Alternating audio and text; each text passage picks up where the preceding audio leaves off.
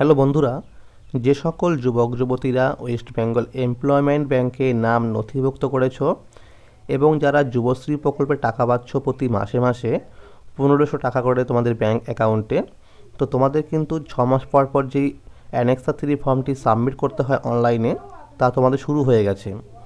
তো কিভাবে তুমি ফর্ম ফিল আপ করবে, এটা কিন্তু স্টেপ বাই স্টেপ আমার এই চ্যানেলে কিন্তু ভিডিও দেওয়া রয়েছে। তোমরা কিন্তু সেই ভিডিওটি অবশ্যই দেখে নিও। তোমরা মনে রাখবে, যদি তুমি এই সাবমিট করার সময় অর্থাৎ অ্যানেক্সা 3 সাবমিট করার সময় যদি তুমি কোনো ভুল করে থাকো, তোমার কিন্তু যুবশ্রী ভাতা চিরকালের জন্য বন্ধ হয়ে যাবে।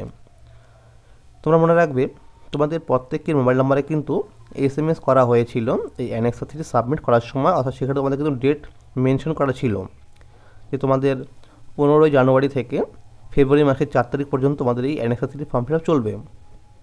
তো বন্ধুরা, তোমাদের আরও একবার অ্যালার্ট করে দেওয়ার জন্য তোমাদের 24শে জানুয়ারি প্রত্যেকের মোবাইল নাম্বারে কিন্তু আরও একবার SMS করে তারা কিন্তু তোমাকে ইনফর্ম করে দেবে যে তোমার এই অ্যানেক্সা 3 ফর্ম সাবমিট করার লাস্ট ডেট রয়েছে 4ই ফেব্রুয়ারি।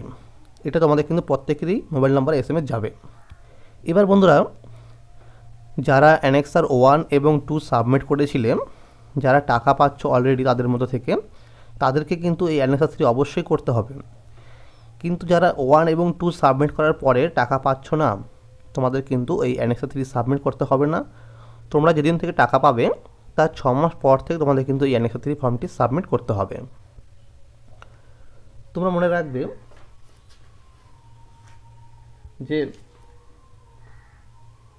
তোমাদের 8ই ফেব্রুয়ারি থেকে 16ই ফেব্রুয়ারি পর্যন্ত তোমাদের এই সমস্ত যে তোমরা অ্যানেক্সা 3 সাবমিট করেছিলে, এগুলো কিন্তু চেকিং হবে, অর্থাৎ তোমার ভেরিফাই হবে। সেক্ষেত্রে তোমরা এখন অ্যানেক্সা 3 ফর্ম সাবমিট করার সময় যারা ভুল তথ্য দিচ্ছ, যদি তাদের কাছে এগুলো সন্দেহ মনে হয়, তখন তোমাকে কিন্তু আরও একবার ডাকা হবে সেই এমপ্লয়মেন্ট ব্যাংকে। তখন যদি তুমি সেরকম কোনো ডকুমেন্টস না দেখাতে পারো, তো তোমার কিন্তু যুবশ্রী ভাতা বন্ধ হয়ে যাওয়ার সম্ভাবনা থাকবে। তাই বন্ধুরা, তোমরা সঠিক ইনফরমেশন দিয়েই এই অ্যানেক্সা 3 ফর্মটি সাবমিট করো, কেউ কোনো ভুল তথ্য দিও না।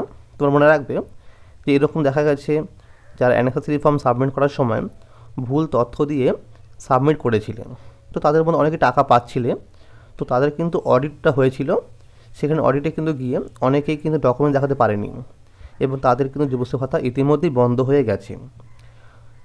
এবার তোমাদের বলবো যে তোমরা এই অ্যানেক্সা 3 ফর্মটি সাবমিট করার পরে তোমরা কিন্তু স্ট্যাটাস চেক করবে। সেখানে যদি তোমাদের লাইভ কেস দেখায়, লাইভ কেস নাও, তাহলে তুমি কিন্তু প্রতি মাসে মাসে অর্থাৎ আরও 6 মাস পর 6 মাসের তুমি কিন্তু টাকা পাবে। তো যেই সেখানে তোমার লাইভ কেস না দেখায়, তখন তুমি কিন্তু যে ফেব্রুয়ারি মাসে টাকা সেটা তুমি কিন্তু পাবে না, অর্থাৎ এই জানুয়ারি মাসে যে টাকাটা সেটা তুমি কিন্তু পাবে না। তুমি মনে রাখবে, যদি তোমার সেই অ্যানেক্সা 3 ফর্মটি সাবমিট করার পরে এরা অ্যাকসেপ্ট করে নেয়, তবেই তুমি কিন্তু এই জানুয়ারি মাস থেকে টাকাটা পাওয়া শুরু করবে, অর্থাৎ তোমার যুবশ্রী প্রকল্পের টাকা কিন্তু রানিং থাকবে। তো তোমরা বন্ধুরা কেউ ভুল ইনফরমেশন দিও না। অনেকে আছে যেখানে ধরো কোনো কোর্স করছে না, তারা একটা অন্য কোনো সেন্টারের নাম দিয়ে বা কোর্সের নাম তারা কিন্তু ফর্মটিকে সাবমিট করে নিচ্ছে। তো তোমাদের উদ্দেশ্যে বলবো, তোমাদের কিন্তু সমস্যা হতে পারে। তুমি মনে রাখবে যে তোমার এই ডকুমেন্টগুলো কিন্তু তারা কিন্তু ভেরিফাই করবে। তাই বন্ধু, তোমার সঠিক ইনফরমেশন দিয়ে ফর্মটি সাবমিট করো। তো মনে রাখবে, যারা কিছু করছো না এখন, যারা কোনো রকম ট্রেনিং বা কোর্স করছো না, তোমাদের জন্য কিন্তু বলা হয়েছে তোমরা তোমাদের নিকটবর্তী এমপ্লয়মেন্ট ব্যাংকে গিয়ে যোগাযোগ করো। সেখানে গিয়ে কিন্তু অনেকেই তাদের এরকম প্রবলেম তারা নিয়ে যাচ্ছে, তারা কিন্তু অনেকটাই তারা হেল্প করে দিচ্ছে। তো বন্ধুরা, তোমরা কিন্তু অবশ্যই তোমাদের নিকটবর্তী এমপ্লয়মেন্ট ব্যাংকে গিয়ে দেখা করো। আজকে এই ছিল আপডেট। ভিডিওটি ভালো লাগলে লাইক করে দিও এবং চ্যানেল নতুন থাকলে চ্যানেলটিকে সাবস্ক্রাইব করে পাশে থেকো। ধন্যবাদ।